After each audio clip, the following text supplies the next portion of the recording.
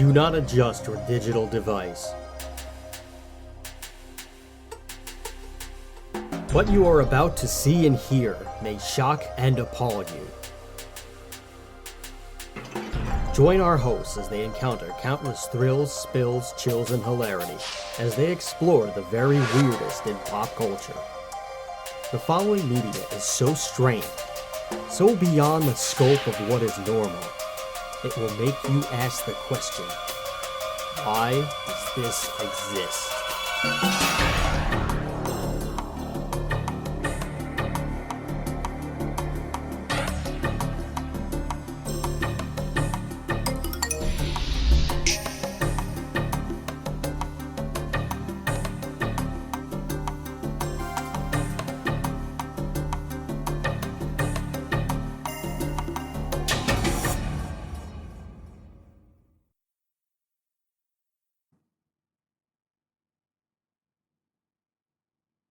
Hello everyone and welcome to another episode of Why Does This Exist? I'm Chris.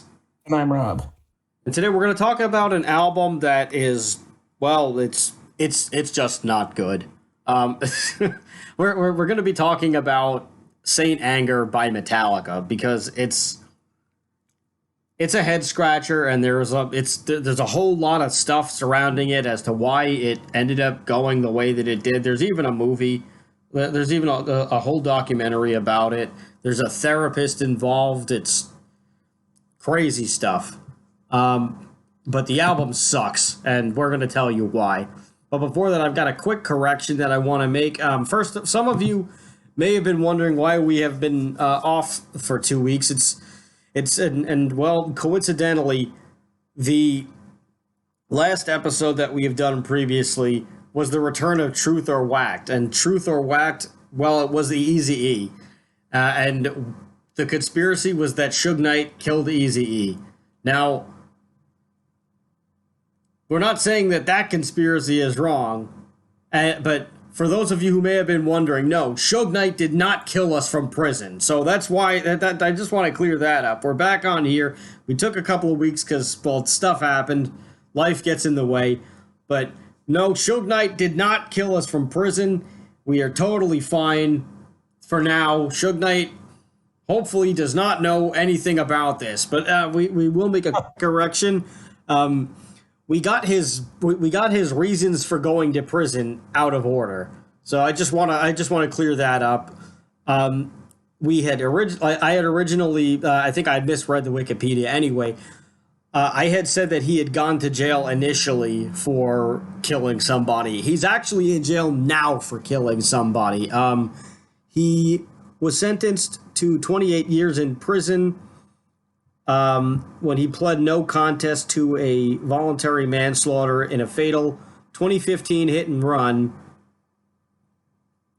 He was sentenced in 2018. He's there 28 years in prison. The man actually has 5 children. Did not know that. Oh shit, that's a lot.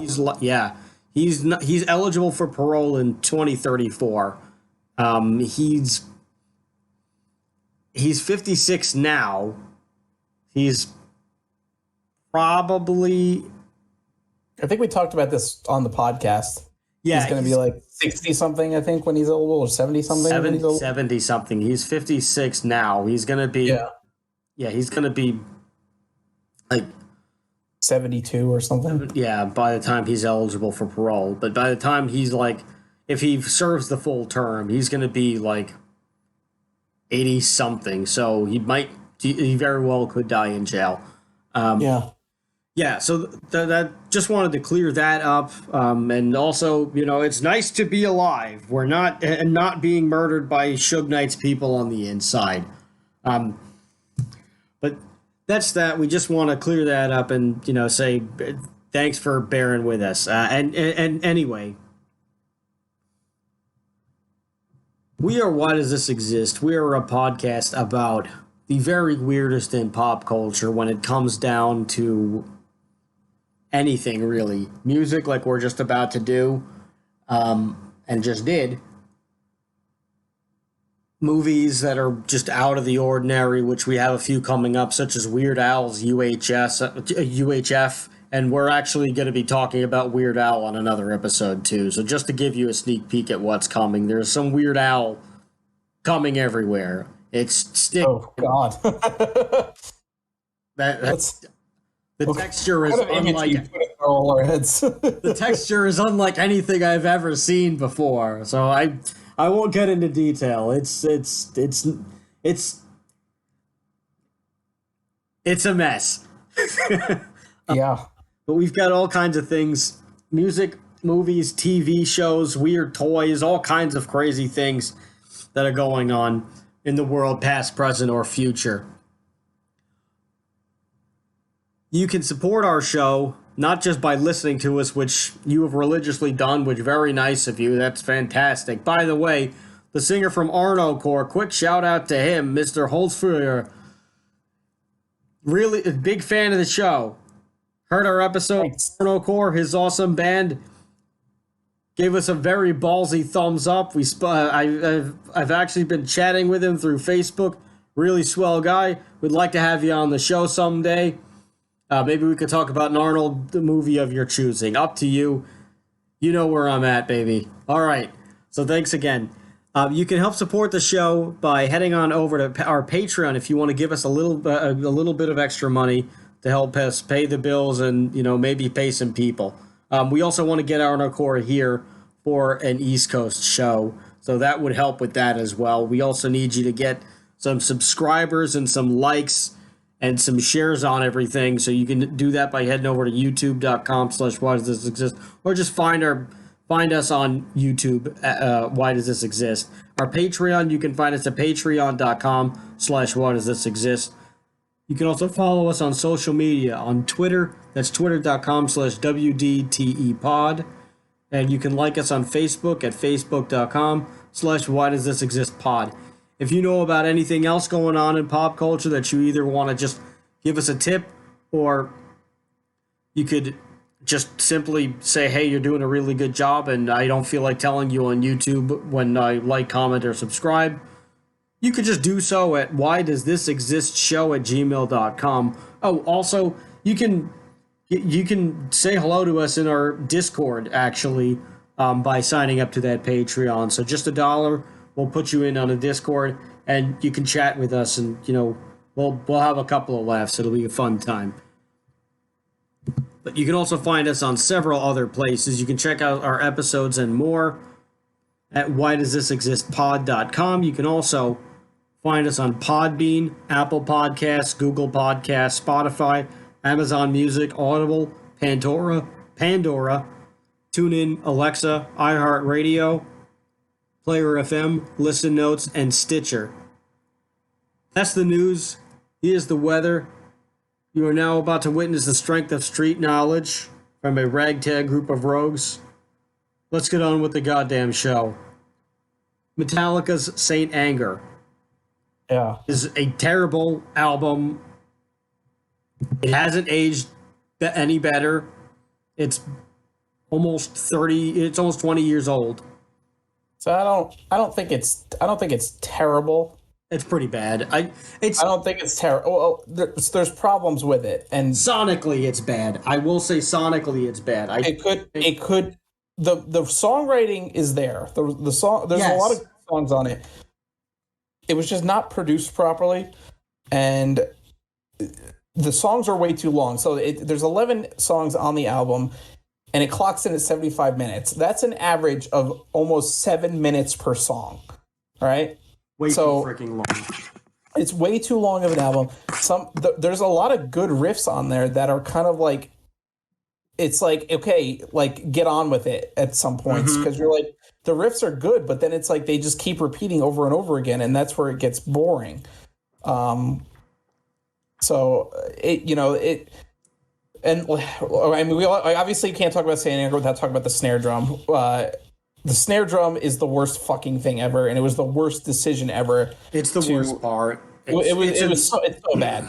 It doesn't sound good. Like, I don't understand why. Again, produced by Bob Rock, who is he's a well-known producer. He's done a lot of fucking records, and he's done a lot of records with Metallica. Listened to that snare drum and said, "Oh yeah, that's good. Let's do it." It doesn't make any sense at all. For those who don't know or have never listened to the album, they basically, the snare drum sounds like they're fucking banging on a friggin' metal garbage can because they detach the snare from the actual drum.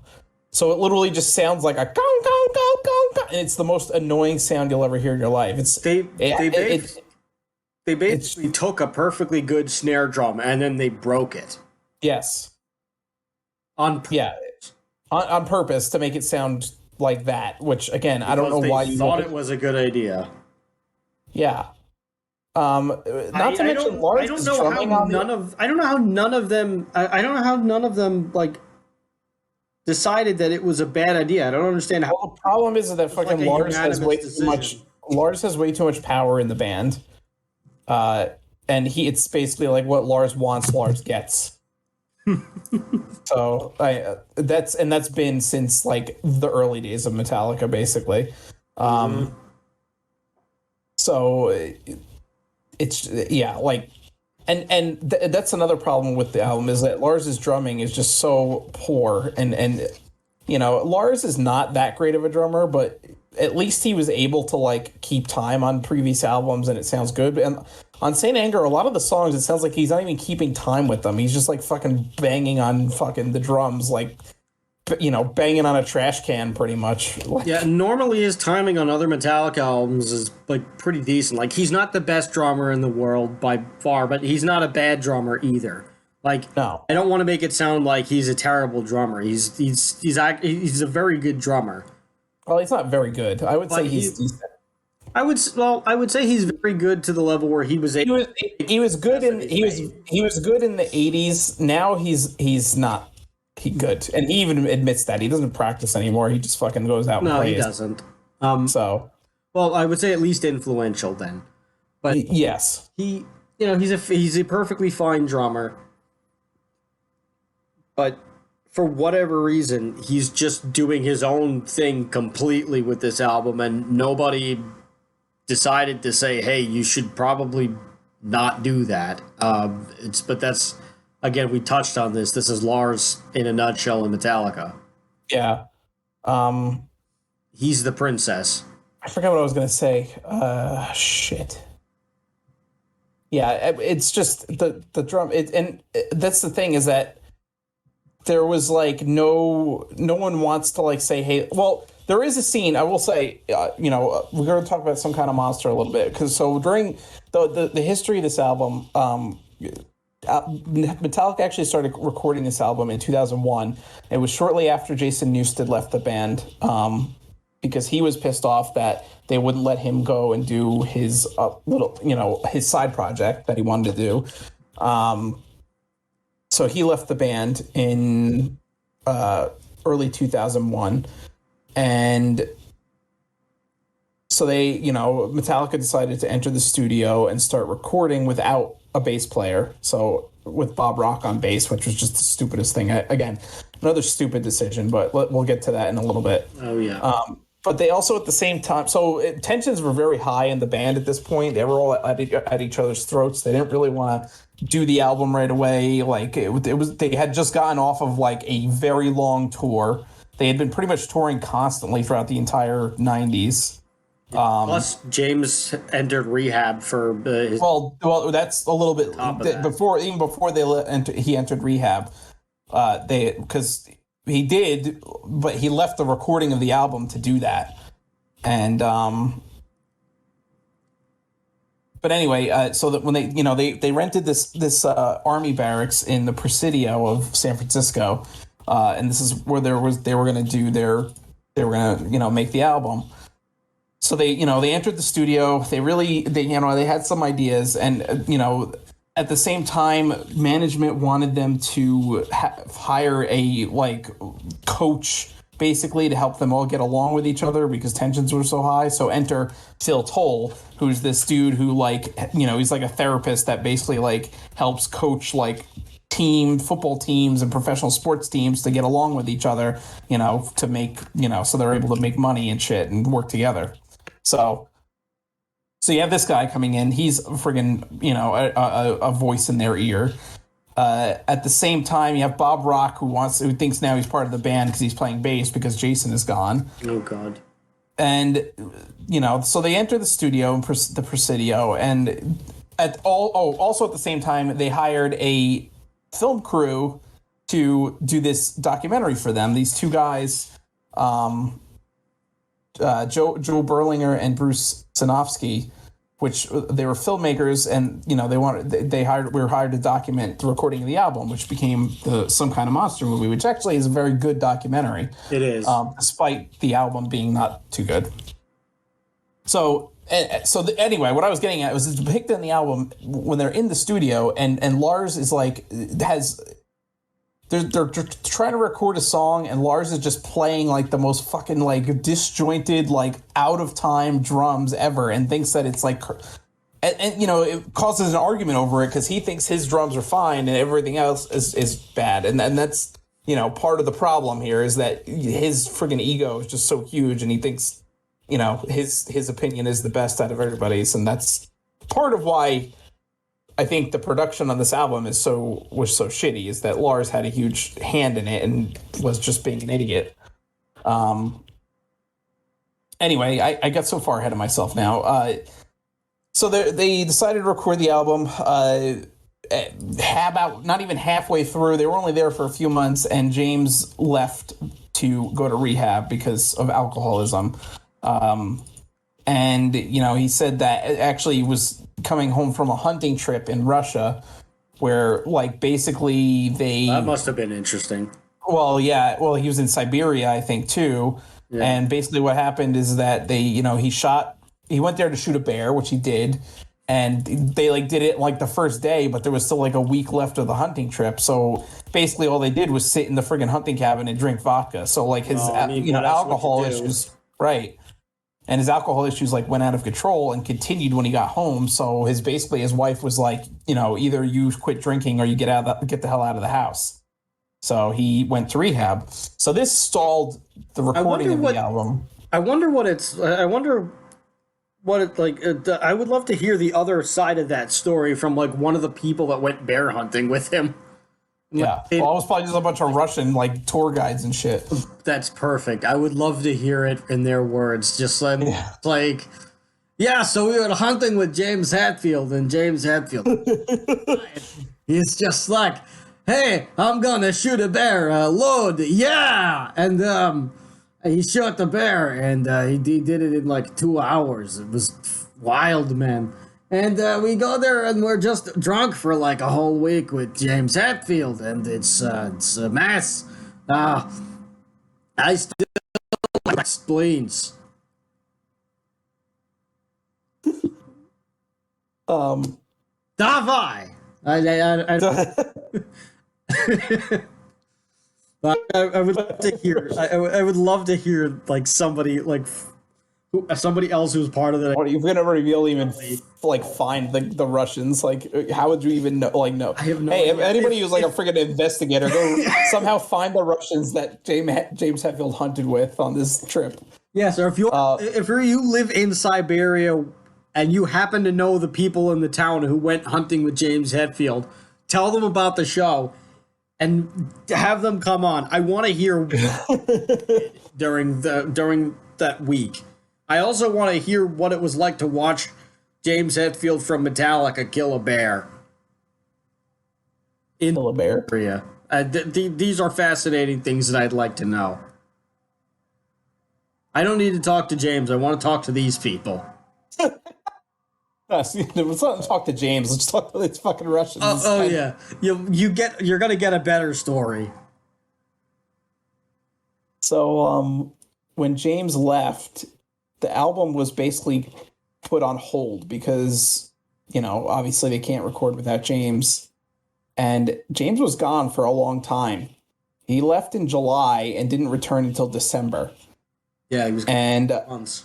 Yeah, and then when he came back to work on the album, he only could work from noon to 4 p.m. It was part of his his program of healing and his post care and stuff. He didn't want to fall back into old habits. So he was only going in 4 hours a day. So that, kind of delayed the process even more. I wonder if it was recommended by the therapists, which it probably was. Well, I think it was recommended by whoever he was going to for his rehab. Like, don't go right back to work and, work 8-hour days, kind of thing. Like, guess it's a slow weaning, or also maybe maybe he knew that after a certain point in the day he would drink, or you're probably more likely to drink. I think it was more to spend more time with his family, and also because he didn't want to have to fall back into old habits and shit, going in late and like staying up late and friggin', let's have a couple beers while we're, sitting here, that kind of thing. Yeah. I don't have to tell you that happens all the time when you're just doing like a regular band practice. Right. Like, how many times did we used to practice where we'd start at like, noon, and then it'd be like 10 later that 10 p.m. Yeah, 10 o'clock at night, and we're still there. Yeah, just having a couple of beers, but we're still like running through the set and everything like multiple times, changing things a bunch of times. It's very easy for that to happen. Yeah, and recording takes even longer. Recording can friggin' be a 12-hour fucking day if you're like really, trying to get shit done. If you're lucky, it's a 12-hour day. Yeah. Yeah, it's and that. So I think that was part of it. That's another part is the recording part. What do you do when everybody else is working on stuff? Like, that's the easiest time to just start drinking or start something else. Yeah. Yeah. Because you waiting your turn, or if you showed up and you did it already, you kind of want to watch the rest of it play out. But also, at some point, how many times can you watch somebody do their 38th take of something? Well, yeah, that's the thing. A lot of people that aren't in music that don't understand that, recording is not really a glamorous thing. It's very boring. It's a lot of like doing takes over again and repeating things and, doing it over again and again to get that perfect take, especially more modern music and bands that have a high budget that can sit in the freaking studio for a year and record an album.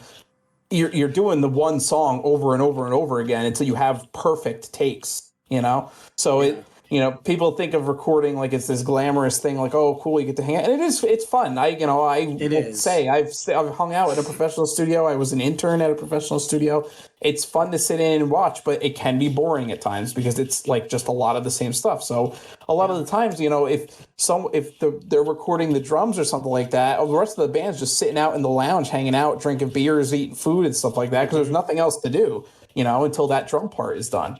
Right. Which could take hours. It could take days, for one song. To sum it up, what a recording studio, what recording anything actually is several people saying fuck over and over again until somebody gets something right. And then hours and hours later, you just hear, all right, I think we got it. Yeah. Pretty much. That's it. It's and you know what? It's even easier now because you have Pro Tools and everything's digital, so it's so much easier to cut and paste and chop things up if you have to. In the old days when you were fucking using tapes, you recorded, and then someone had to go back in the friggin' tape editing room and sit there and friggin' put tape together, fucking actual physical tape, Jesus. And tape it together and cut it and tape literally with scissors, cut it and paste it or, tape it with a special kind of, it was a whole thing. Yeah. So, it's a long process. Tape. Right, exactly. Because if you ran out of tape, you were screwed. Yes. And it wasn't cheap either. No, it was not. So we have many blessings now, but it's still it's still a long process. The process is still not glamorous. Yeah, it's still a very long process. It's not very glamorous. And so anyway, being able to work only 4 hours a day on an album I know this for firsthand experience, it would be almost impossible. Like, you'd be able to maybe do one track a day, get one track a day completed working 4 hours. Easily. And that's if you're lucky, if you get perfect takes and stuff like that. And again, they're not doing people that don't know this, that haven't ever recorded or been in a studio don't know. Like, when you're doing a guitar track, you're overdubbing that track multiple times. Most guitar driven rock music is multiple guitar tracks, sometimes like 4 or 5 guitar tracks. And, you know, it might not sound like it, but it's this, you know, it actually is like generally that, because like you have the left and the right rhythm guitars, then usually have a lead guitar, then usually there, you know, there's some other kind of guitar in the middle there that's like another overdub and stuff like that. So it's a lot. It's a lot of recording. It takes a lot to do that. And every single track has to be perfect, especially on a big budget album like this. You know, right. They're not making mistakes. You make a mistake, okay, do it again. And yeah, they can punch in. What they'll do is you'll start at like, okay, you made a mistake on the second verse. All right, we'll start you at the beginning, like right before the beginning of the second verse. And they punch in. So basically the track will start playing, you start playing, and then they'll start recording right at the spot that they need for you to re-record. So, but that could take hours, because you might have to punch in every 5 minutes or every 5 seconds a song. Like if you're, you know, having a bad day, and that's sometimes that happens. You just have a bad day. Those are the worst. Yeah. So it's just, you know, so that caused a huge amount of tension between James and Lars, and that's really depicted in Some Kind of Monster. Yeah, they fought a lot during the recording of this album, because Lars, of course, didn't understand James, the struggle that James was going through, trying to be clean and sober, because he's kind of a self-absorbed ass sometimes. Mm-hmm. And, you know, and James is just trying to like stay clean and sober and do good by his family, and, you know, also still record an album because he has to, because it's, you know, it's his job. So, you know, that caused a lot of tension. And, you know, of course, now they also have Kirk, who's upset because the decision was made to not put any guitar solos on this album. So, you know, Kirk is really upset about that. And that, again, is depicted in Some Kind of Monster, because, you know, and this is the thing, is that this decision was made by everybody besides Kirk. Like, they just decided to tell him one day, oh, by the way, Kirk, we're not putting any solos on any of the songs. Yeah. And he's like, what? Like, yeah. He was like, but we have solos on all of our albums. Right. Like, and I guess, like, the thought process was that because that time period, you know, it was like the new metal was coming out, and it was really like that, and guitar solos were not as common in heavy music at that point. But Kirk makes a good point where he's like, well, that's stupid, because now you're making this album like this era. Like, you're making it sound like every other album this era, and it's not going to sound like anything unique or new, and it's going to be like cemented in this era. So like when people listen to it in 10 years or 20 years, they're going to be like, well, that's clearly a new metal album because of, like, you know, how it sounds, right? So that was another problem. And I honestly think it could have done with guitar solos, because I think they could have done it here and there. I don't think that they could have done it on every song like Metallica really does. But I think there were places for where it could have worked. The songs have these huge stretches of instrumental music that's just like rhythm guitar. And it's boring, because like you're just listening to the same riff over and over and over again for like 2 minutes straight. Yeah. Right.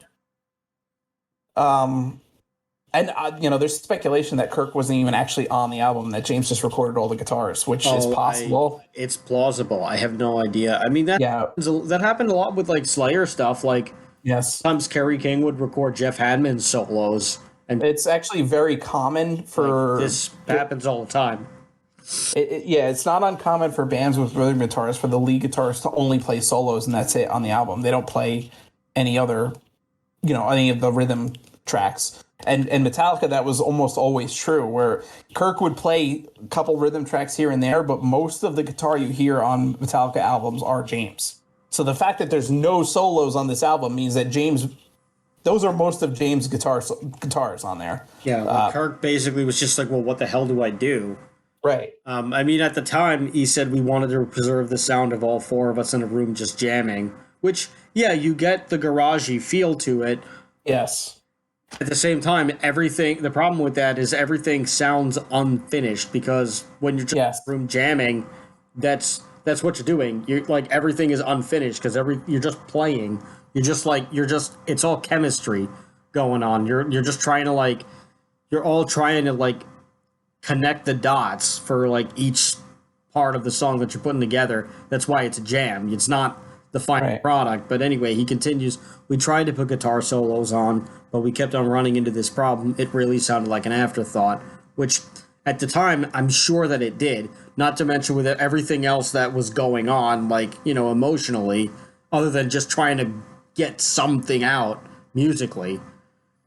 I think a lot of the problem too was that I could see how that feeling would be there in the moment, but again, this was like, it's like, if they wanted the sound of the room just jamming, I think they should have. I think it would have behooved them to go back to like to record everything, wait several months, and then go back and see if they needed songs or if they could put them there, and then they could always just overdub it, and they could even have like two versions of a song, one with, one without, and then they could like see which one they liked better.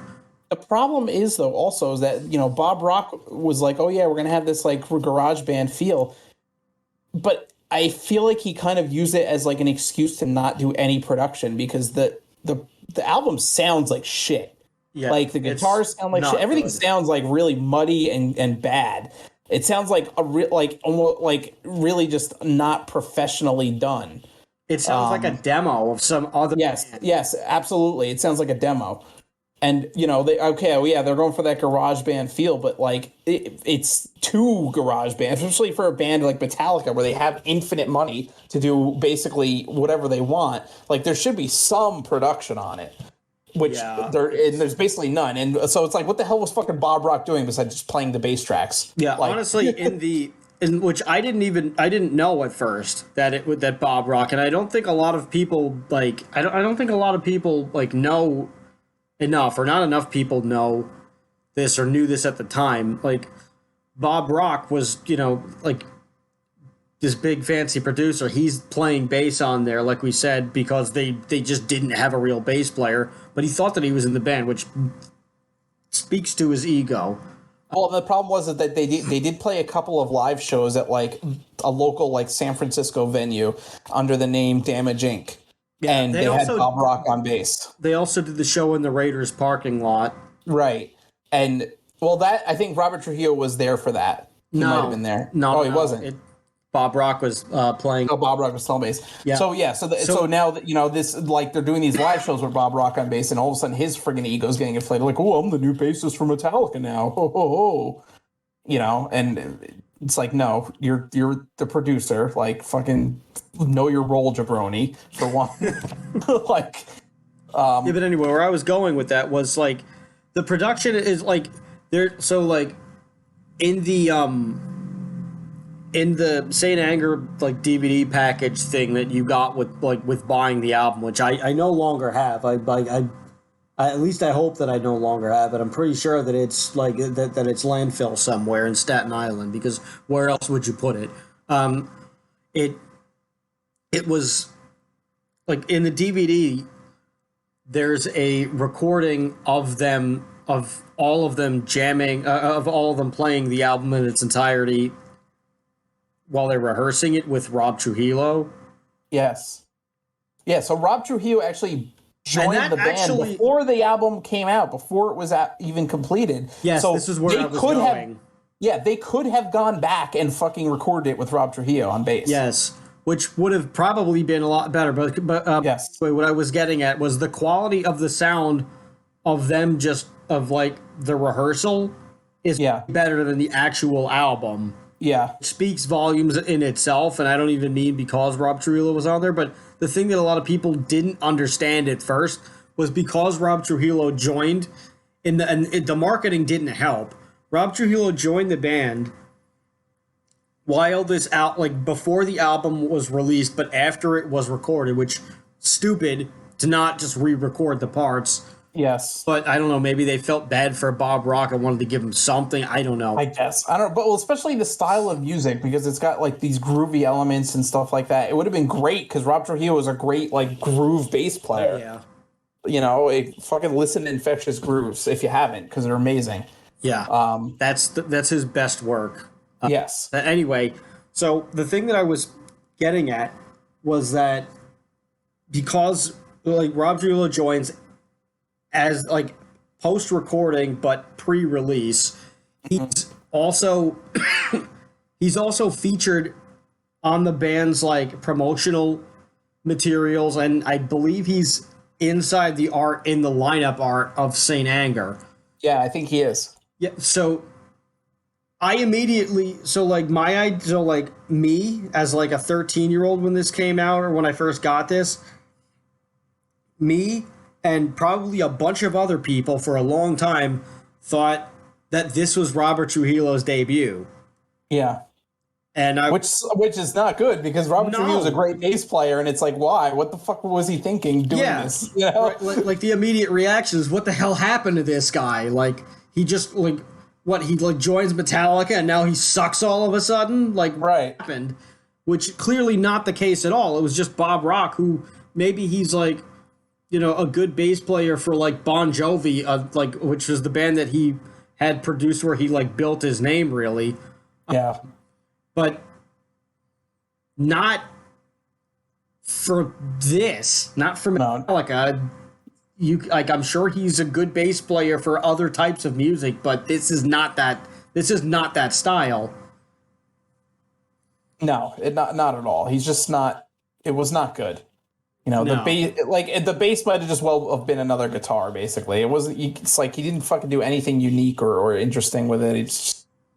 It's just not good. Yeah, it's just a generic bass player on there. Like, whoever you found, that was the guy. It was like, all right, so the guy in the bar, he'll play bass on the album. Okay.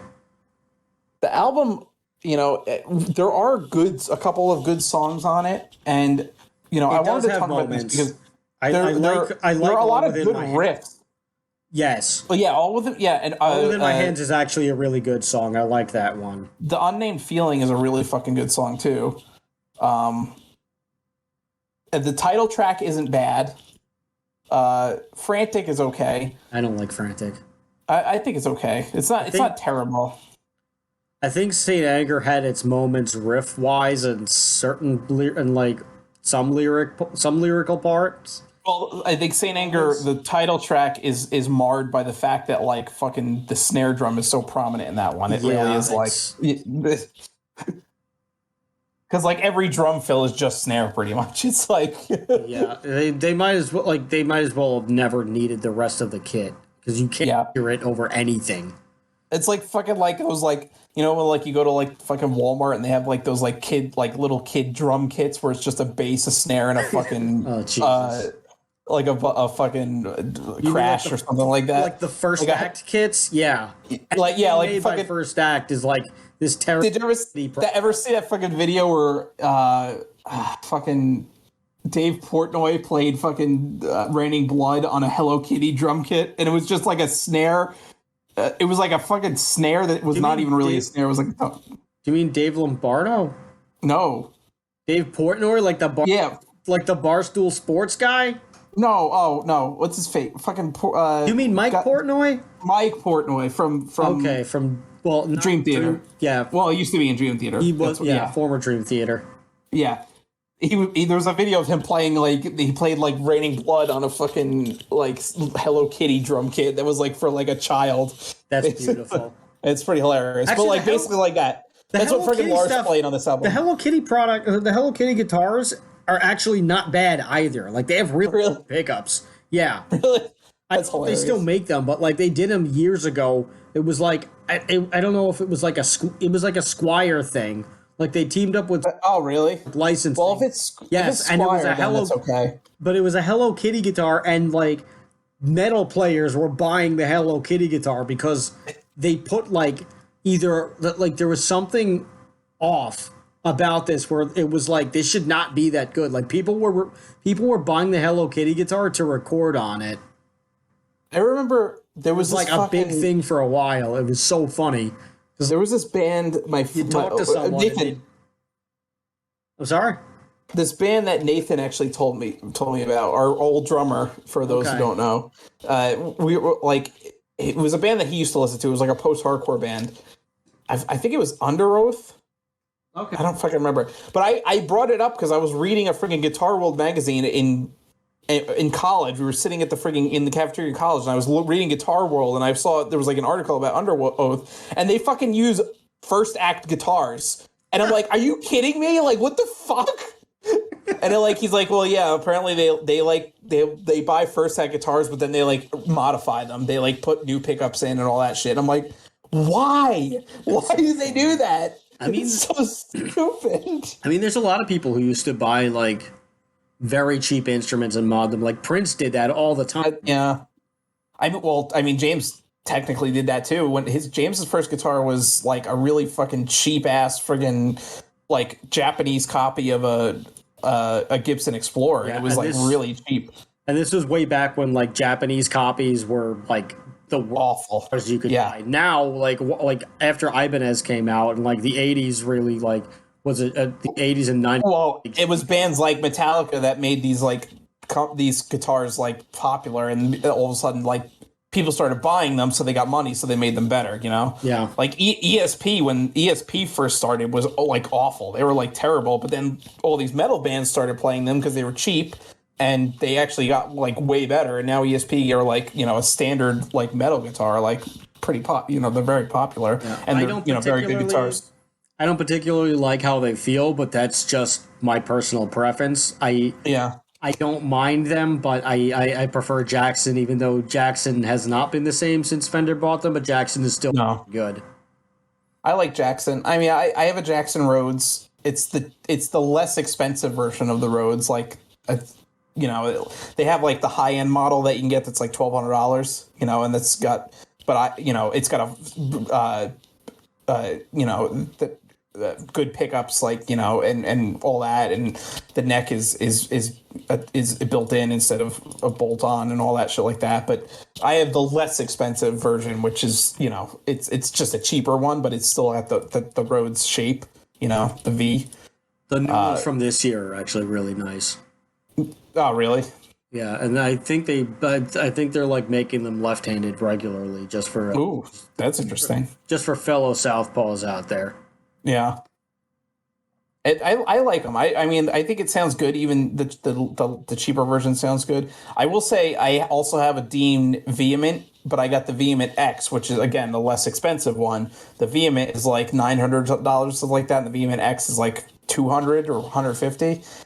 And the Vehement X was not that great. Like the electronics were really shitty in it. That is the former Dave Mustaine signature model, correct? Yeah. Yes. Yeah. And it's a cool looking guitar. I love the way it looks, but like the electronics were always shit. They always got like detached. I had to resolder them twice, I think, actually.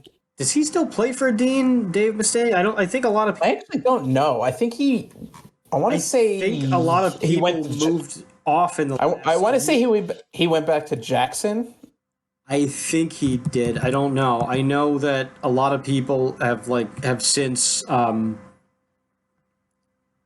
They've since left Dean over the past couple of years because I think the founder and CEO had passed away.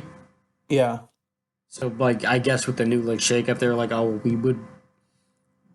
It's just not the same.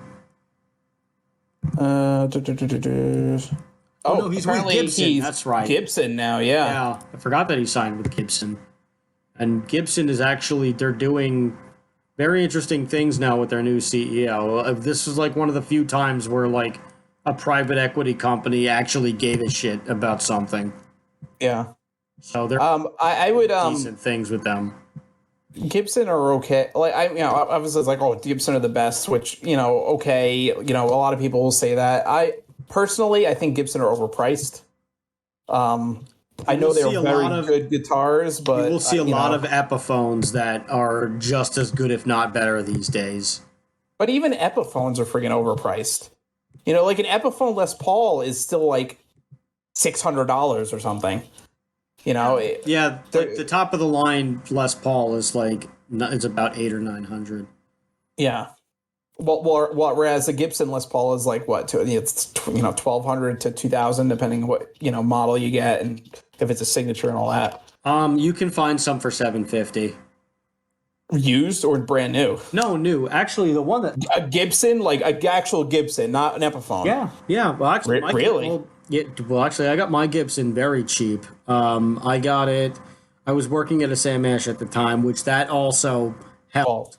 But it had gone on. It was a 2013 left-handed Les Paul, this beautiful, beautiful chocolate brown guitar that I still have, and it was a 2013 guitar on clearance in 2015, and the clearance price was like, I don't freaking know. I think it was like 450 or something like that. I got it for like 300 bucks or 350 or something like that. Uh-huh. I think the retail price, like non on clearance, was about like was about 700 bucks or something like that. But I don't care.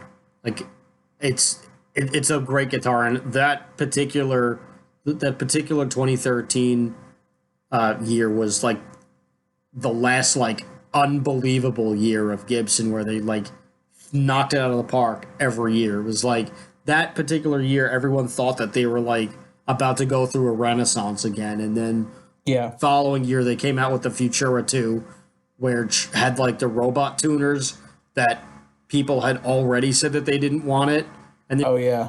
we just like made the robot, we just fixed all the problems you had, and they were like, no, we thank you for fixing this, but we still didn't want it, and people were actually paying a premium to get the robot tuners removed. Really? Yes. That's hilarious. Like they would just go, like people would buy it, because like the guitars weren't bad, but they would buy the guitar. They had like some nice finishes actually, like a neon green and a neon purple or something. They had really cool finishes, but they would they would like buy it off the shelf, and this is the actual players. They would buy it off the shelf. They would bring it to the back to the tech, and they would say, "All right, here's another $200. Get rid of this fucking thing."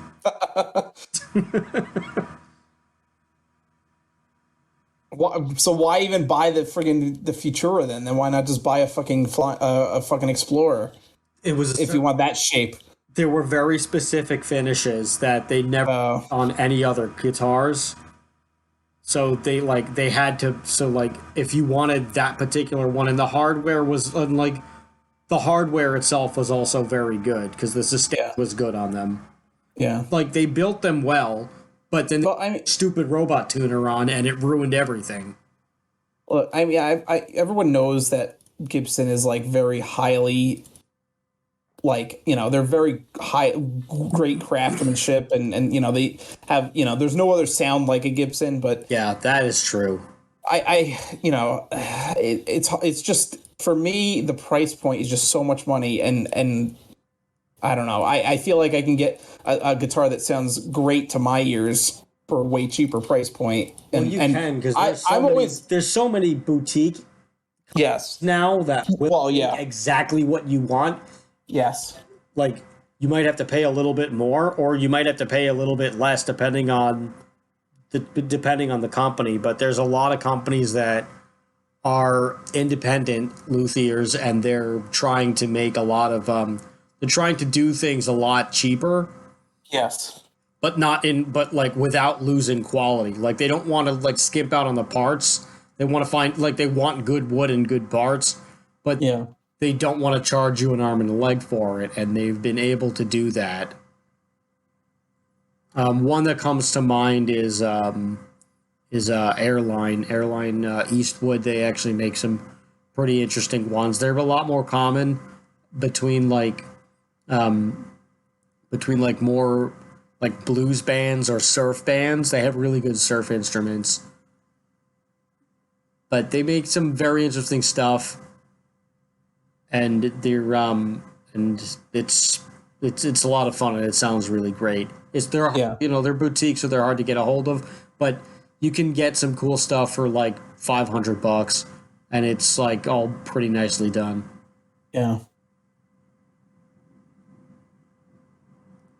But then on the other spectrum, there's places where you're going to spend like $11,000, but you'll get the best thing in the world, like Federa basses, which based right here out of Brooklyn. But you'll never get a better, you'll never get a better sounding bass in your life. But it's going to cost you a lot. But it's out there for those who are looking for something with a decent price point. All right, so where were we on Saint Anger? I don't even remember it. I don't even know how we got on this We were talking about guitars and Dave Mustaine, and then somehow we went here, and I'm not even sure how that happened. Well, we're talking about Bob Rock being a bad bass player. Oh yeah, and we were talking about the songs themselves. I think also that's where we were. Yeah. So yeah, they made a couple of music videos. Frantic, Saint Anger, the Unnamed Feeling. The Saint Anger video was actually cool. Yeah, the Saint Anger video was pretty cool. They actually went to San Quentin prison and were like mingling with the prisoners. And I think they got Danny Trejo there too, because like we've said on the Machete podcast, he was a former San Quentin inmate, but he also like was just there because, well, why not? If you're gonna like, if you're gonna be somewhere in California, you might as well just call Danny Trejo to hang out. Yeah. They actually had to, I believe, like sign an agreement that like there was like, because they have a no hostage clause at San Quentin, so I think pretty sure they had to actually sign like an agreement about that, and not like I'm sure if they got taken hostage, they can't like fucking do anything about it. Basically, they won't pay ransom or something like that. Oh yeah, no, I'm sure they're probably like, listen, we're not responsible for anything that may happen to you inside this prison, so like do it at your own risk. And yeah, I mean, I'm sure they just say that because the freaking prisoners are there. They're there to like, it's like a freaking like, it's it's like a special thing for them because they actually did a concert there too. It wasn't just them shooting the music video; they did a concert there as well. And I think the prisoners kind of like it's like a chance for them to kind of like get like a taste of like the outside world again. Live music, and so I mean, honestly, it's good for them. It's good for it's good for their minds. It's like when Johnny Cash played. Yes. I was going to say that he pioneered that whole thing. Yes, and and it's still a thing. I feel like it should happen a lot more. They need to rehab. They really just need to rehab the entire like prison system in America. They need to do something about it and just make it more focused on actual rehabilitation and reentry, as opposed to just leave. The problem is that then letting people be they don't want to rehabilitate. They don't want to rehabilitate people because they want them to otherwise, in Norway where they do that, they're closing prisons because no one goes to prison because they're rehabilitated. They don't want that in America because it's a profit. It's a business like everything else in America. So yeah. But that's a conversation for another day. That's we can go on another tangent for that. Yeah, if you want to hear more things about prison, there's a YouTuber named Larry Lawton. He was once America's biggest thief. That's the guy you want to go to for prison things, not us. We've never been to prison, so we are not good sources on this, nor do we expect to be at any point in our lives. So we're not going to be good sources of information on that. Larry Lawton, he's the guy for you when you want to talk about prison things. Yeah. So I guess we could listen to some. I actually wanted to listen. So I talked about this before that there are decent songs, and it could have been a good album if the production was there and it was right. So unfortunately, Metallica they didn't do that, but a band came out in 2015 and re-recorded Saint Anger from the ground up and produced it correctly, and it actually is really good. And I want to listen to a song or two from that just because it's just so much better, and it actually sounds good, and it's what it could have been. It's what could have been with Saint Anger, and it could have been a really good album if it wasn't marred by all the problems that it was marred with. Because the songwriting was there. And basically what they did was they re-recorded every song from the ground up. They shortened the songs. They took, they cut the fat basically on them. They fixed the snare drum. They produced it the way it was supposed to be. Everything was top notch. So I don't know if you want to bring that up and we can check out a couple of songs from that. And so that way, if anybody is interested in hearing what the songs sound like, but they don't want to actually have to listen to the friggin', actual album, and you can check this one out, and it's actually not bad. This is the Daryl Gardner guy? Daryl Gardner. Okay. And the actual players on this, the music was... Let me bring up who it was. I've got it. Daryl Gardner, yeah, and Dave Cox. Yes, and where do you want me to start on this one? Well, if you want to do a song that you want to do, and I'll pick a song and we can listen to a couple songs that way, you know. Alrighty.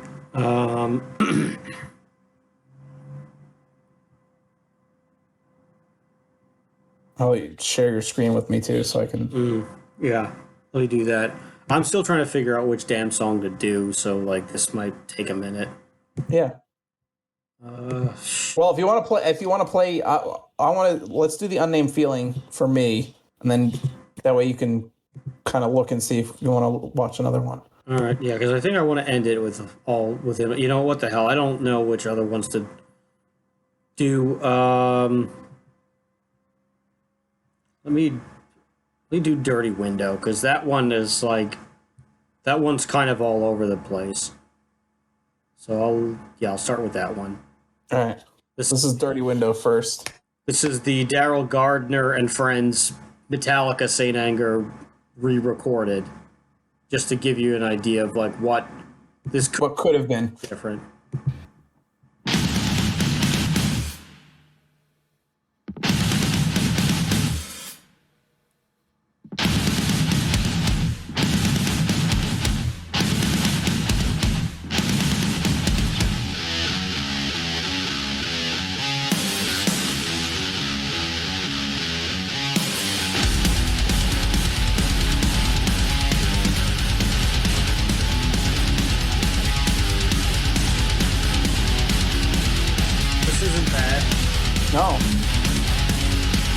No, guitars sound great, drums sound great. I see my reflection in the window.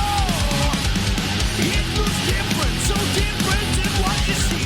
Projecting judgment on the world. This house is clean, baby. This house is clean. It's actually a really heavy, there's a lot of really heavy songs and really heavy riffs on it. It is.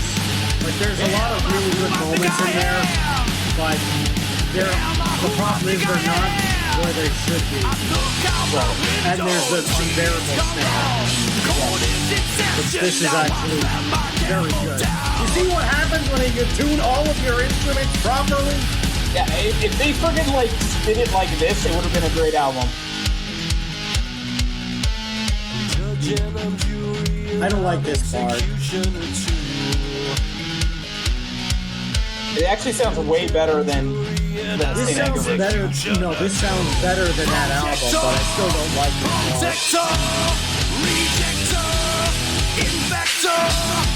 Yeah, I didn't really like this part of the song either. It's just so out of place. Yeah, it just doesn't sound like Metallica. Yeah.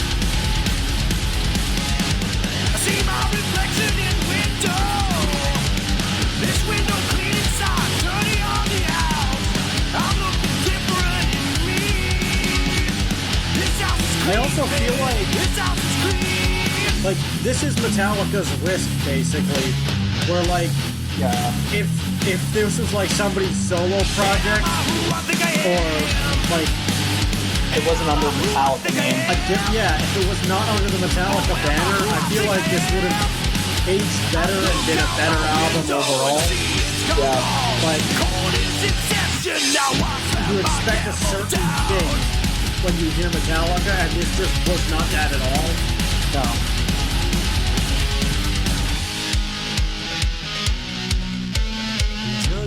Like, I would say that this album ends the Load era, I would say. Well, the messed up thing is, I was going to say, is that this is the heaviest album Metallica had done in literal, a decade, pretty much. Yeah, that is the sad part. Yeah. Like, this was Load and Reload were just, very just, bluesy rock with, country influences. So this is really their kind of return to heavy metal almost, and it just was not that great. Yeah. Which is sad because again, there's some decent riffs here, and it's a pretty heavy a pretty heavy album, but it's not produced well at all. It's just not good for Metallica. No. Judge and I'm jury and I'm executioner too. I'm judge and I'm jury and I'm executioner too. Projector, protector, rejector, infector, projector, rejector, infector, rejector, defector, rejector. I drink from the cup of denial. Oh God, those lyrics are still bad. No matter what you do with it.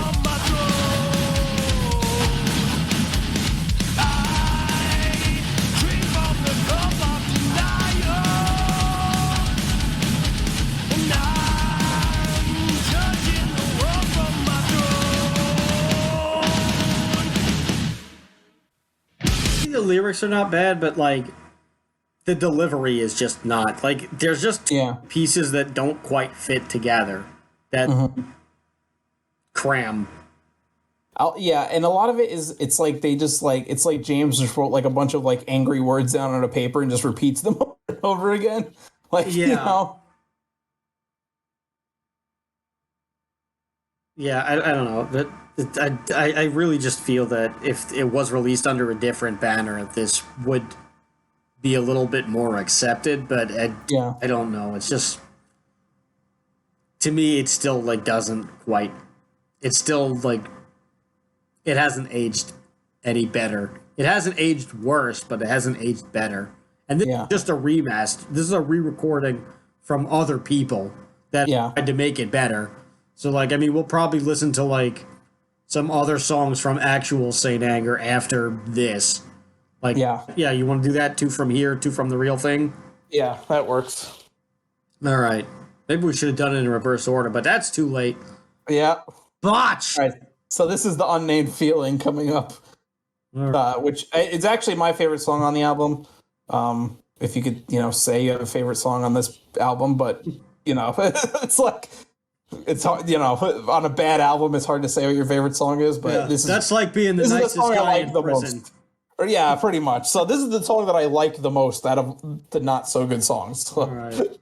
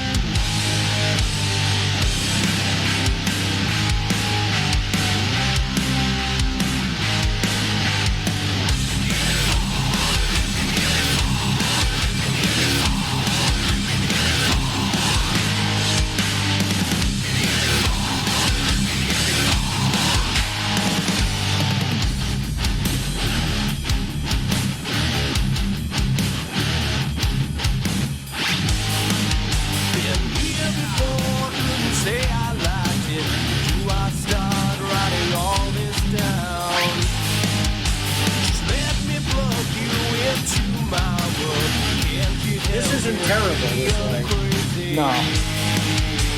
Name this for me, the code and take the chill off of my life. And if I could, I'd turn my not really a Metallica song. inside. Like, this is more like something you would hear from, like,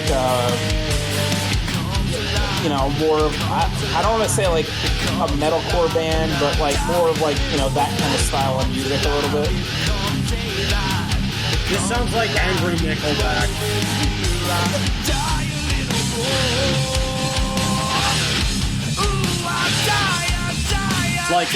It's like if Nickelback just suddenly like stopped believing in Jesus.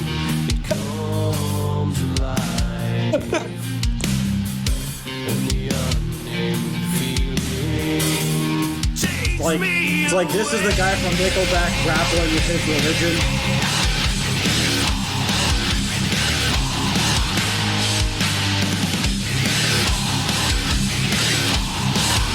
gonna go on like a Ned Flanders bender, where he's just gonna go to the bar and he's gonna be like, order me a white wine spritzer. And then he's gonna wake up with like 2 wives because he went to Las Vegas and got married, and all of these things happened. And then he wrote this song.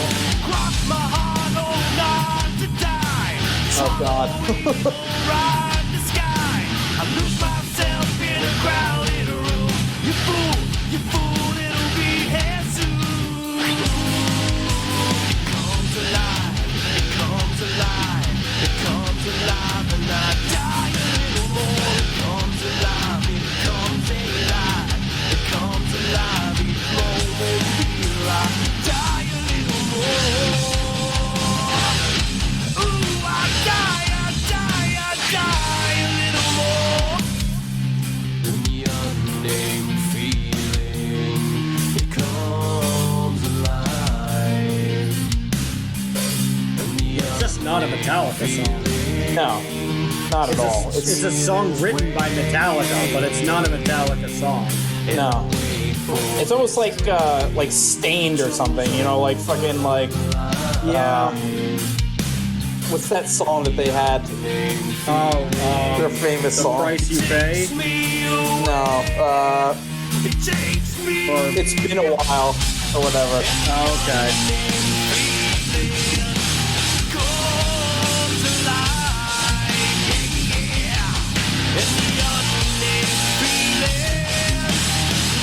Yeah, I remember hearing that all the time on K-Rock. I mean, then again, I remember a K-Rock. Oh yeah, K-Rock. That's a good station. It was a good station, and now I think it's some easy listening thing. Oh God. It's fulfilled the prophecy of, what's that Like movie? fucking Airheads. Airheads, Yeah. there you go. That would actually be a good movie to review on this. Yeah. Get the fuck out of here. I just want to get the fuck away from me. I rage, I glaze, I hurt, I hate. I hate it all.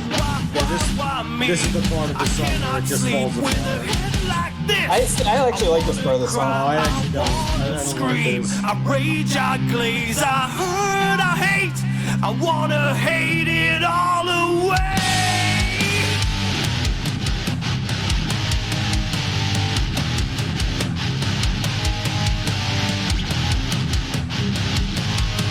So this is the part now there where there should have been a solo here, but there wasn't. Yeah.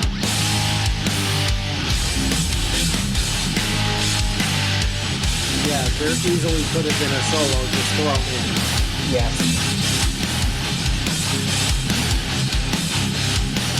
Like just throw little wah-wah pedals on there and like do some volume swells. And then they freaking Metallica rips off their own song One. Yeah. Like this part's too jammy. Like this is just stuff that people do. Yeah. It comes alive, yeah. Every unnamed feeling treats me this way, and I wait for its grace. Actually, this guy Daryl Gardner is doing guitar, bass, and drums. Yeah. Good for him. Yeah, he's a really good drummer too. Yeah, very talented individual. Yeah. The singer's good too. Yeah. And, you know, big plus to the guy who did the production. Something this album really needed. Good for you for doing the right thing.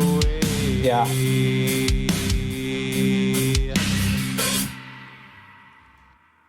All right. I feel like I could tolerate. Oh, no. I feel like Purify is awful. Purify is like my least favorite song on the album, I think. that's a pretty dreadful song.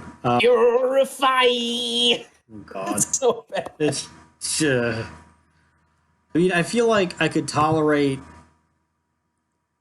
the Daryl Gardner version of this Yes. album a lot better. Yeah. I don't know if I could, like. I don't think I'd still, like. I don't think I can enjoy it. All right. Well, time to put myself through hell. Let's Let's. All right, we're gonna listen to friggin' OG fucking OG Saint Anger. Oh boy. I mean, do we want to play that one? Fuck it. Let's just do the title track because I think it's the best friggin' way to listen to the fucking awful drums. Yeah, you'll know. Okay. All right, so everyone, you're gonna suffer with us now. Here we go. Oh wait, this is the music video. Well, that's fine. Do the music video version. It's fine. Is it better or worse? It's shorter, so. Oh, then it's better. Okay. Yes. All right. Let's watch some prisoners do things in prison. Yeah. Welcome to San Quentin. We're all excited you're here, staff and inmates alike. One thing I do have to tell you before you enter, the state has a no hostage policy. In the unlikely event that you're taken hostage, the state will not negotiate the release in exchange for the release of an inmate. Agree with that?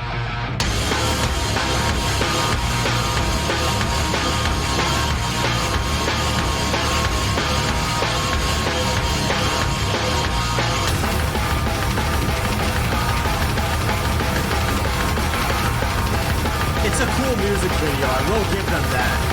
Yeah. Why the hell do they do that? Well, It that always bothered me. It builds to it builds up to like a friggin' clean verse basically. Yeah, it builds up to a popcorn fart. I always hated that part of the song. You flush it out. You flush it out. You flush it out. You flush it out. Like this part isn't terrible. You flush it out. You flush it out. I hate the chorus. I mean, not the chorus. This is the chorus. I really hate the verse. Yeah. See, this should be obnoxious snare. But there's this guy shooting up. There we go. No regrets. I hit the lights on these dark steps. Medallion news. I hang myself. Saint Anger around my neck. I feel my world shake like an earthquake. Hard to see clear. Is it me? Is it fear? I'm madly in anger with you. I'm madly in anger with you.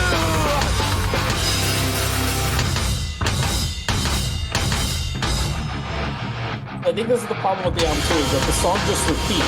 They don't actually change from verse to verse. It's just like they're repeating the same exact thing they just did over again 3 times. Yeah. If there's no bridge, like the bridges don't have solos. No. They're like it's either the bridges, like it's either the lack of solos on the bridges that make them too long, or the bridges don't work for the songs if there's a bridge at all. Yeah. Like it's missing pieces, or like they're just in the wrong part. They're just in the wrong part. You flush it out. You flush it out. He never gets respect. You flush it out. You flush it out. It's anger around my neck. You flush it out. You flush it out. He never gets respect.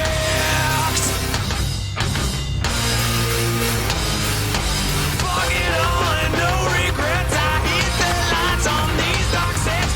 I need a voice to let myself go free. Fuck it all, fucking no regrets. I hit the lights on these dark steps. Medallion news, I hang myself. Lyrically, this is a good song. I feel my world shake. And this part is not bad either. Yeah. Hard to see clear. Is it me? Is it fear? I'm madly in anger with you. I'm madly in anger with you. I'm madly in anger with you. I'm madly in anger with you.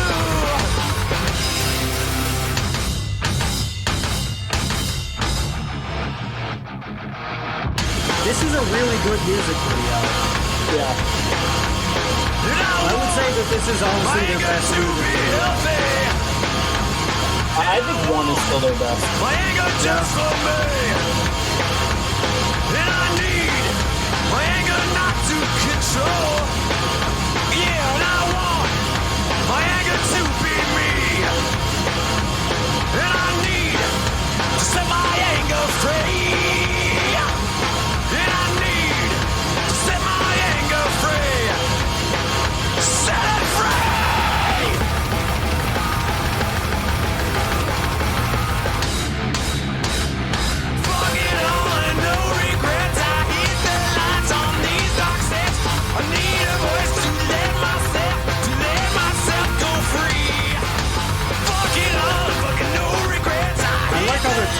stories of some of the inmates.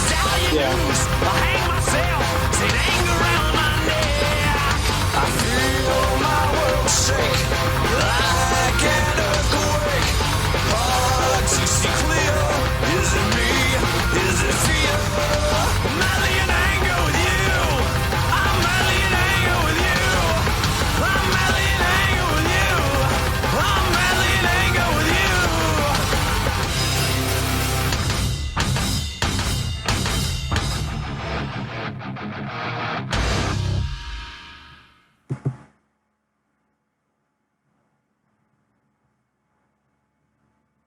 So that was the title track. Yeah, all right, I'm not gonna do with all within my hands. That song is like 9 minutes, and I totally Oh yeah. that. I'll save everybody the. I'll save everybody the trouble. But yeah, I will say that I do enjoy that music video because it's actually like it actually is the perfect music video for that song. Yeah. And it's, you feel a bit for the inmates inside there. Yeah. So like it definitely does. There is a connection there. So I will say that if they got that at least they got that out of this album. Yeah. But the rest of the album, I get everything else is totally condemned. I feel bad for like Rob Trujillo having to go through the mud, like we said before, of people thinking that this was his first effort, which it actually wasn't for another few years. Actually, quite a long time. It was 5 years before Metallica released their next album, which was Death Magnetic. Wow. So, Rob really didn't get to, and he was really highly included on that. I think they kind of learned their mistake with Jason, because when Jason joined the band, they hazed him to no end, and there's no bass at all on Injustice for All. Well, also, and there's actually a story. They never healed from Cliff, and Phil Toll, breaking that, he ends up getting that out of them in in Some Kind of Monster, and how they never actually properly healed because they were in the middle of a tour and they had to keep going because it was the rise. It wasn't even just that. They could have stopped after the tour, but they didn't want to stop because they wanted to keep the momentum going. Yeah. They didn't give them any time to heal. No. And, I mean, do you think if they did take, a year or two off, that they would have still had the same momentum? Probably not. I don't think so either. No, so they had to. If they wanted to continue to grow the way they were, they had to keep going. So I think it was a necessary sacrifice for the good of the band, but I don't think personally, as a personal decision, I don't think it was the right one. No, and it finally came to a head and manifested itself on this. Yeah, and in the documentary, all of you should watch the Some Kind of Monster documentary. It's really, it's a very good documentary. Yeah, and on top, also the book about this by Joel McIver is also very good too. I forget what it's called, but it's also very good. But Joel McIver is the best music journalist ever. So there's also that. But you know what? I think Joel McIver wrote he ghost wrote Dave Mustaine's autobiography. Oh, did he? I believe so. Maybe it wasn't. I don't remember now. Yeah, I don't know. Oh, it's called The Monster Lives. Okay. Story of Some Kind of Monster, I think. Or is that... No, I'm sorry. That's Joe Berlinger. So what the hell is the... He wrote Justice for All, The Truth About Metallica. Yes, that he did right. Okay, so maybe I'm thinking of the Joe Berlinger book then. I don't know. Anyway, it's a good freaking book. Regardless of who wrote it, it's a very good book.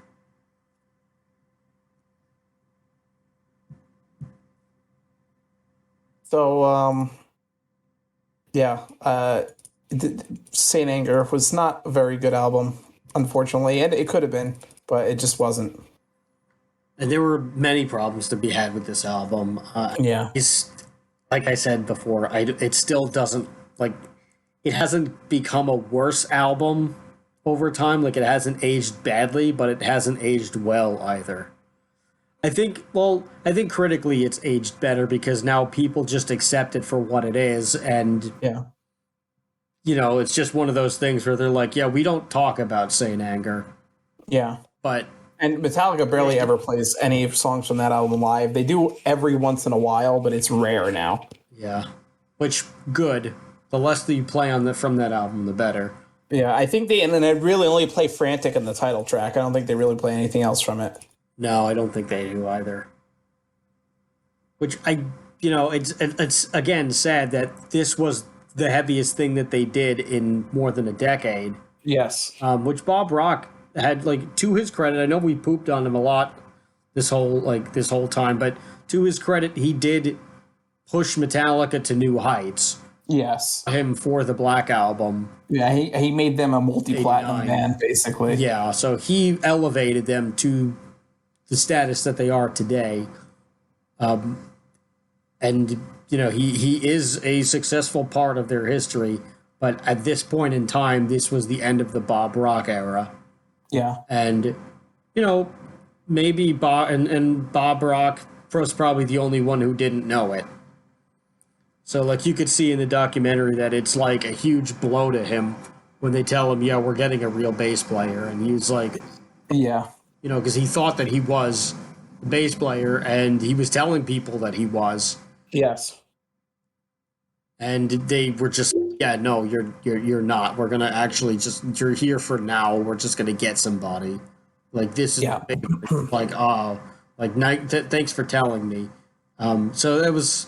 And I'm really glad that they got Rob Trujillo, because some of the other guys that were auditioning were just like, why? Like, like, it was like, I thought the guy from Corrosion of Conformity was okay. Pepper Keenan, yeah. Twiggy Ramirez, though, it's like, just doesn't fit. Just doesn't fit, exactly. It was like when fucking Les Claypool auditioned for Metallica in the 80s, like when Cliff died. It's like, Les is a great bass player, but he would not fit in Metallica. I'm sorry. Like, it just wouldn't work. I just can't picture a Metallica song where, like, the time signatures are changing that often. Yeah. Like, I think he would have been unhappy. I think he would have been unhappy. Oh, especially at that point. I think if they treated Les Claypool the way that they treated Jason, which Les Claypool also had blue hair and wore suspenders and did not even look like.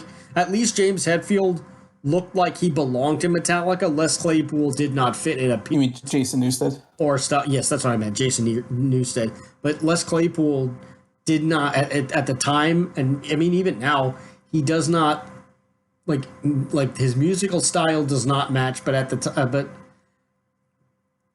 no, he doesn't look like he would ever make sense in Metallica either. But even in the 80s, he at least was in a thrash band at the time. He was in Blind Religion, which I think they're releasing their first album in the longest time now. Huh. They're doing something again, which is good for them. But Blind Illusion was one of those underrated 80s thrash bands because they were out there, obvious reasons, but just the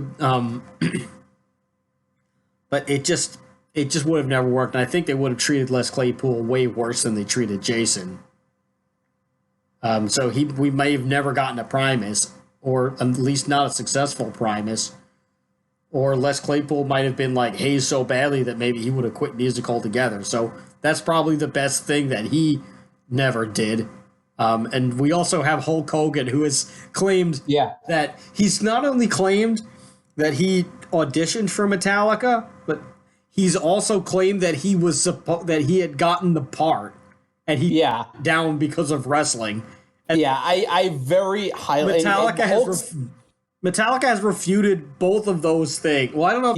I don't even know if they even know about him saying that he was supposed to be the bass player, but they've refuted that he auditioned at all. Like they saw, they've said something like they've seen his name or something, or that they saw that he was interested, or somebody told them something, and they were they thought that it was a complete joke.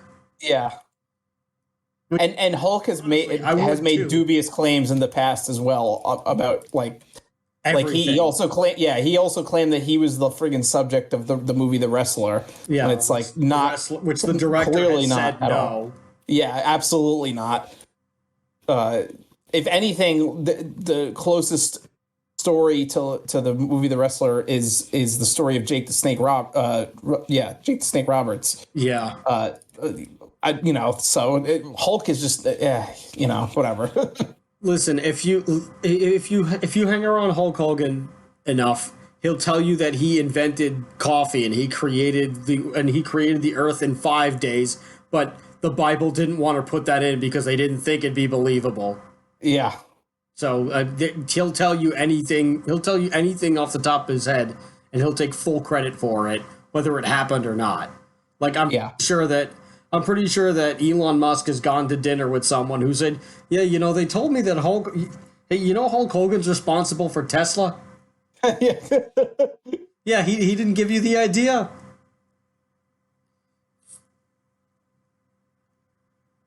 Oh, yeah. Lord. but it was interesting that they hadn't healed, and also the therapy sessions helped sow the seeds for them making up with Dave Mustaine too, because he invited him to a therapy session. Yeah, unfortunately, this was at the point that James was in rehab, so James wasn't there for it. But Lars and Dave kind of had a little bit of reconciliation there, I think. Yeah, like there's that little part where he's like, I don't know what happened to my little Danish friend who I used to who I used to bail out of trouble and smoke weed with. Yeah. It's like a really it's a cute moment actually. Yeah.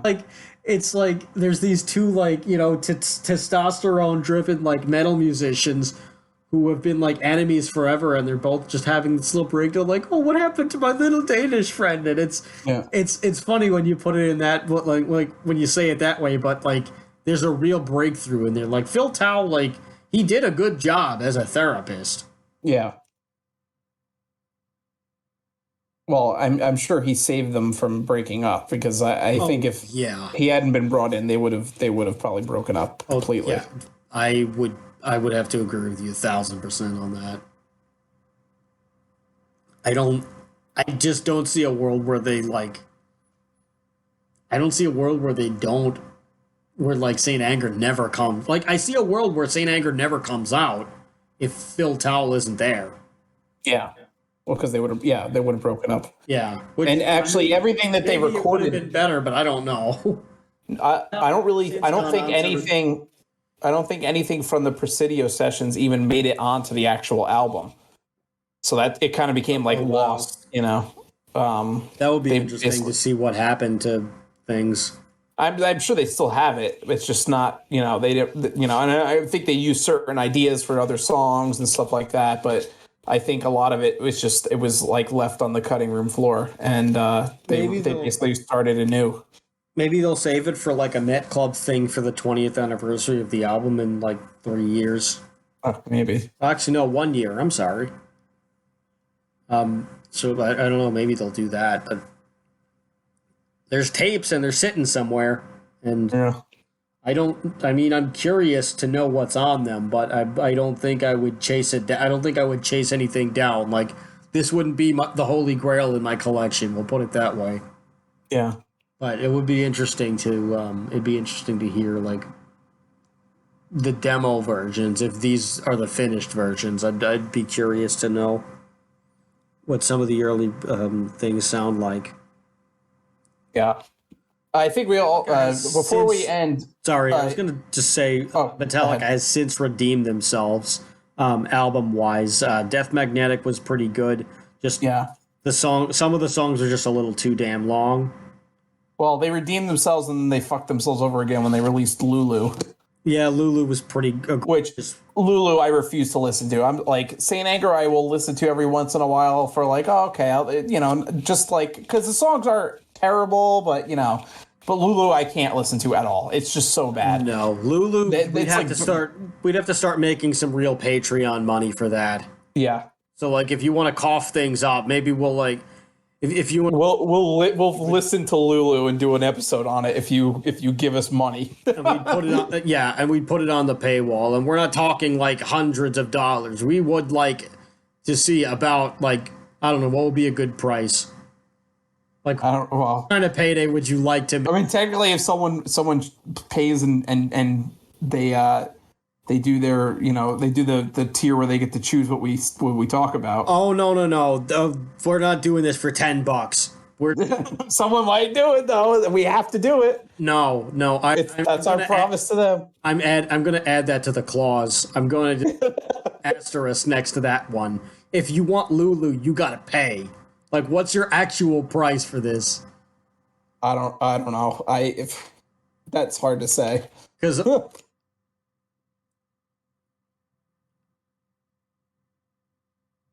I don't think I do it for. I think I do it for. I don't know. At least $1,000 I'd want to make on this per person. I want to get. I want to get a payday out of this. I don't know. I would say at least $100. I don't know. No. Don't be cheap. that makes it sound like you want to do it. Yeah, that's true. No, I don't know. I would honestly. I'd be okay. I'd be comfortable doing it for like a $5,000 payday. So if we make $10,000 on Patreon, yeah, we'll do a special episode for Lulu, and it will only be available to Patreon members. How is that? Yeah, that's fine. All right, fine. I don't expect that to ever. So, yeah, we're effectively not ever going to do Lulu. Yeah, I think that's fine.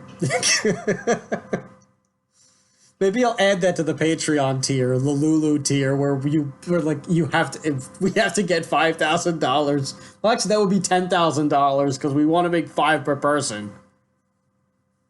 So that's our absurd asking fee. And I guarantee tomorrow Jeff Bezos listens to this and he's like, all right, drop in the bucket. Yeah, Jeff Bezos is personally going to make us do it. He's one of the people that listen to our podcast. That'd be fun. I mean, listen, I have no idea who all these people are. I mean, he could be listening to something on his super yacht. That's true. I have no idea. Yeah. I have no idea, but yeah, I would say Saint Anger. It's an album. It happened. We don't talk about it. It's Metallica's redheaded stepchild of their albums, basically. Yeah. But I would say the story about all the stuff behind the album and all the backstage stuff is way more interesting, than the album. I think the album's lore is what gets people to still talk about it every once in a while, and that some kind of monster documentary is very good. So they at least have that going for it. Yeah. But I would otherwise say try not to listen to this. Yeah.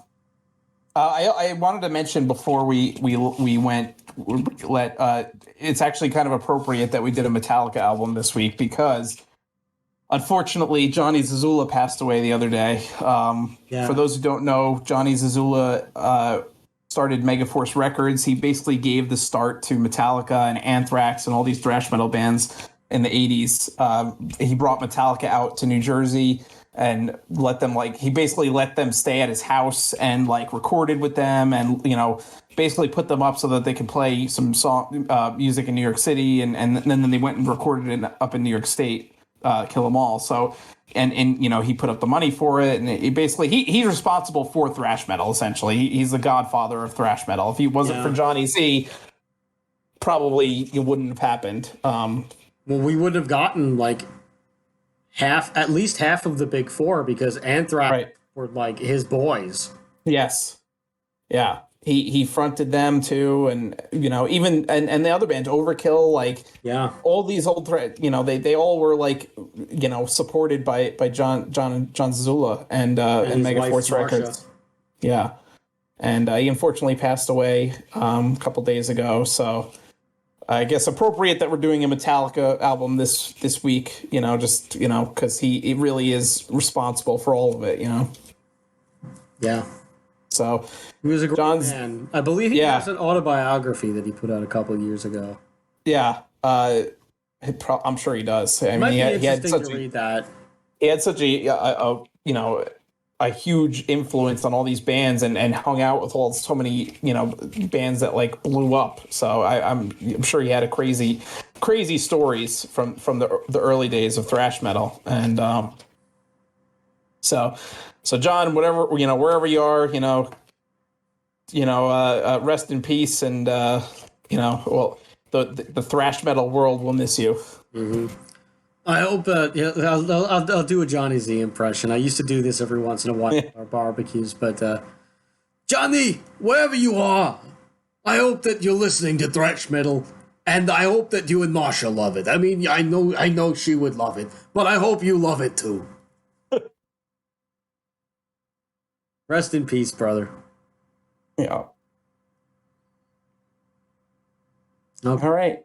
Well, that was fun story about Metallica's first album. I probably said this on the story on the podcast before, but I have a distant cousin that engineered Kill 'Em All. Actually, really? Yeah, he was a sound engineer on Kill 'Em All. His name is Chris. Oh, that's awesome. His name is Chris Bubox. I think he was like 17 or 18 or something like that when him and the people did it up in the recording studio. I think it was Ithaca, New York or something like that. Yeah. They were all very nice guys. They were all, they were pretty cool. They just drank a lot. But, he just said they were crazy drunks, but no matter how drunk they were, the minute that you turned on the recording equipment, they they went right to it, and they did. You couldn't tell that they were wasted. Yeah. But he said they were really nice guys. He said Cliff was very cool. He said he was, he was a very cool guy. They had, they had a fun time. Unfortunately, they were off. I don't know what other albums he did. I'm sure he did many of them. He lives out in California now. I forget what else he does. I think he does some kind of sound design or something, but I think he does something else also. I think his sound design is on the side. It's more of a side hustle now.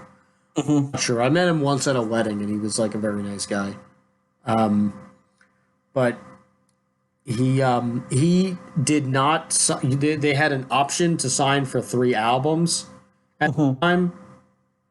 I mean, I don't know what the contracts are like now with studios. I'm sure it's just like a client. I'm sure it's just person to person basis and not like a 3 contract deal or whatever.